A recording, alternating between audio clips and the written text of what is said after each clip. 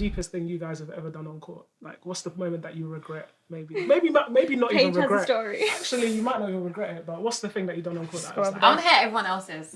All right, yeah, I think we should save that till last. I can go. Yeah, you go. Okay, so London Met game, and we all know what these refs be like. Shout out to London Met League. But it was a Met game. I can't remember what game it was, but it was a very important game, and it was just one of those games when it felt like the refs weren't really letting you play. And we're making all of the worst calls they could ever make. So now we're now in a situation where I've been telling this ref. It was a ref that I'm actually really close with. So it was like, you can talk to the refs. That's one thing I like about Met League. If you know them and you respect them, and they know that you respect them, you can talk to them. And I've been telling this guy that he needs to watch this girl's 3 seconds, and he hadn't been watching it. And I got so annoyed that at some point I basically just stopped playing defense, and I was just standing there shouting, 1, 2, 3. I got to 6, and this guy hadn't called 3 seconds, and obviously they scored, and it was like a very important, like, I shouldn't have let that happen, and I was so vindicated in that I did that. Can you imagine? I got to 6, and my whole team were like, but you actually let her score, as in that is the most important thing at this point in time, like not proving the rest wrong. I felt so bad. Like, luckily we didn't lose that game, but I got subbed, and I was like, I deserve to be subbed. Like, I definitely deserve to be subbed. What are you counting like Giannis on the FIFA? Like, 2. Like, I literally was just standing there. Fury was going through me. It was bad. It was a bad look. I get that though, because we were like, she's sitting in the lane. Especially in practice with no refs. That's us. 1, 2, 3. We'll be calling everything on each other. Shooting in the wrong basket.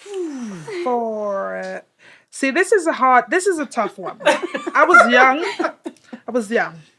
Number 1. So you play typically for club teams growing up, and then London Youth Games comes about now. So all these girls that I've been playing with all year, they're now playing against me because I go to school in Hackney and I'm from Hackney. They're all from Haringey. So I'm dribble, wide open. I'm like, why am I so open? There ain't no way. Shoot the ball, miss it. Thank the Lord. It didn't go in. Didn't go in. Luckily. When you're wide open. I was wide open. I was like, why am I so open? But nah, it's okay because you know what? We was already 30 points down. So. Oh no. 30 points down. Yeah, I mean, this was my club team. In my head, I was like, because I was trying to figure out, like, like maybe this happened in the first quarter. No, it was like second. It was like during the game. Yeah. Okay. Yeah, that's probably one of my biggest moments. Depression. Yeah. What's like something I regret. That's probably something I regret the most. Fair enough. But that's funny stuff. I want to see footage. I'm sure there's something on YouTube. I mean, I'm sure there's NBA players that have done it as well. Yeah. Yeah, definitely seen that on Shaq in a Fool. Yeah. Well, Andre Lockhart, like 2 seasons ago, he brought the ball in. He didn't pass it in. Oh, he just walked in? Yeah. Like he's in practice. All right. Chapped it off the wall, said, yeah. Oh my, that was so funny. I was just like, remember when I was at practice and I was like, yeah. How about you, Zara? So since it's like we're talking about the moment Kobe tore his Achilles and the Mamba mentality, I'm going to say my biggest regret was, well, not even a regret, but moment was playing when I knew I was like super burnt out, and that led to me tearing my own Achilles. And so I knew coming into that training session, I literally said, like, I'm on 0%. And so pushing myself beyond that, I just had nothing to give, and my Achilles was like, bye, and just popped. And going through that whole journey and everything like that was definitely surreal.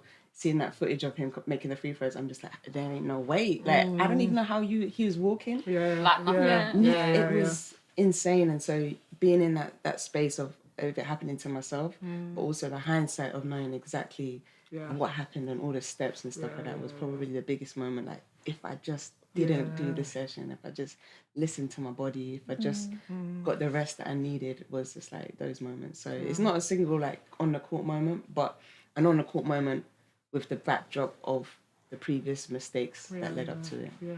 And I remember actually, I caught you at a ball out tournament. I think you were like the crutch, the crutch situation, and the beads. Yeah, and what's it? Yeah, like I don't know if you remember, but like when you told me that was your Achilles, I told you that I'd done the same thing. And actually, as you say this, I'm sitting to myself thinking that was exactly me. I turned up to training, not necessarily like the same in terms of like the shoes that I'd been wearing. I'd been saying I need to change these shoes. I need to change these shoes.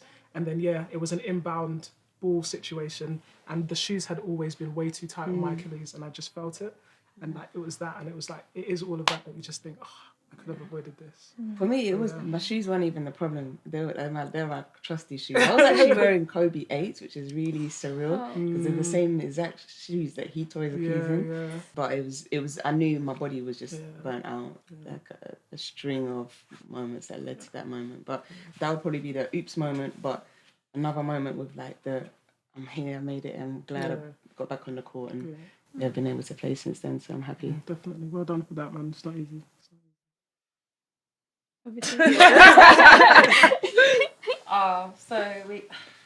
So maybe last season we had a Euro Cup game. We were in Germany, Shaquila's old team. Oh yeah, it was my old team.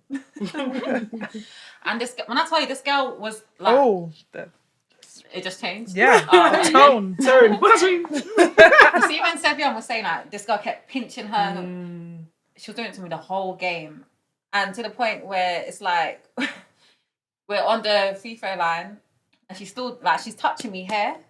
See where my hand is, hair, and then I push her hand away, and then she's like, oh. And then I was like, do that again, see what will happen. Oh no. And then she hit me like this, and I went, boom.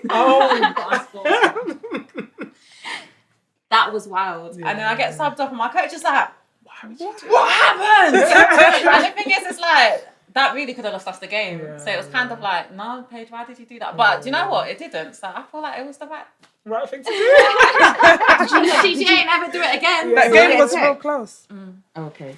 And then she was like pretending to cry, and then when she saw that it was a tech and she could shoot her free throw, she was fine. Like, she was all fine. I was like, "You stupid girl!" I'm getting mad. Ready for it? No, that's crazy. Have you ever had those situations where like someone's pretending that they're trying to like defend your shot and they jab you at the same time? No. What do you mean? That was one thing that was like prevalent in Bucks, but like it's a fake block. But if you're going for the shot, other hand, they actually go like that in your stomach. So then you have to shoot like this to avoid it. Yeah, but it was like I've heard about these tactics. Yeah, and like when people are defending you, they step on the back of your foot, so you can't necessarily take off. It's really dangerous. Like some teams are really dirty. To be more Shout out to Bangor University, you man are the worst.